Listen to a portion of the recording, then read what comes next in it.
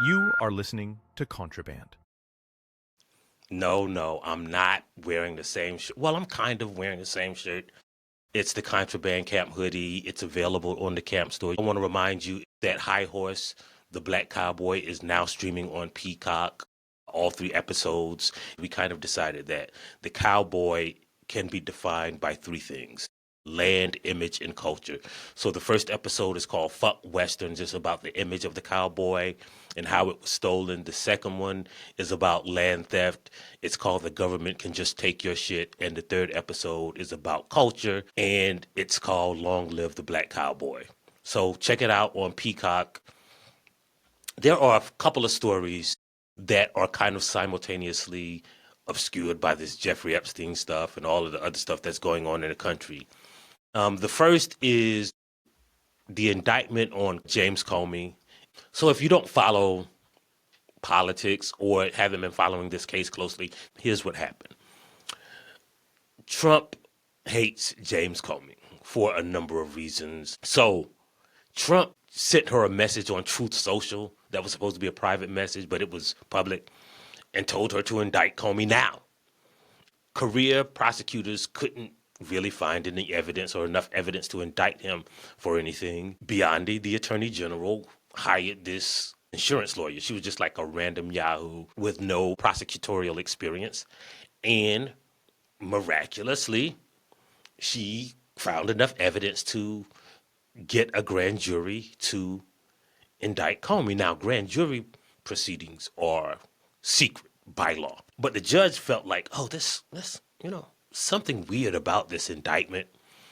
First, he ordered her team to give Comey's legal team, like all of the materials that she used to indict Comey. But they withheld some stuff. When they finally got all of the stuff, the judge realized that the charges that he was indicted on are totally different than what the grand jury voted on in the proceedings. Again, grand jury proceedings are secret, so we don't know exactly what they were told, but we know that they didn't vote on the indictment that was used to charge James Comey with.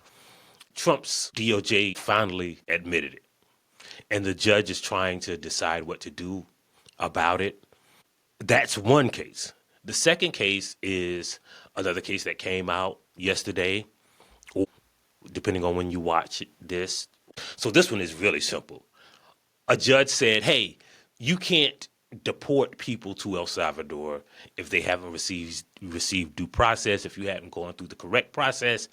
Tom Homan, the border czar, said, quote, I don't care what judges think. I don't care.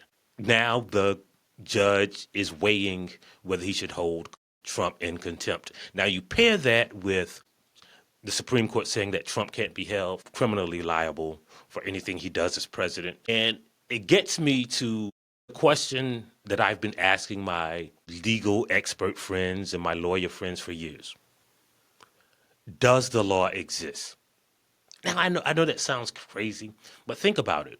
If someone can break the law and there is no consequence for it, then does it exist?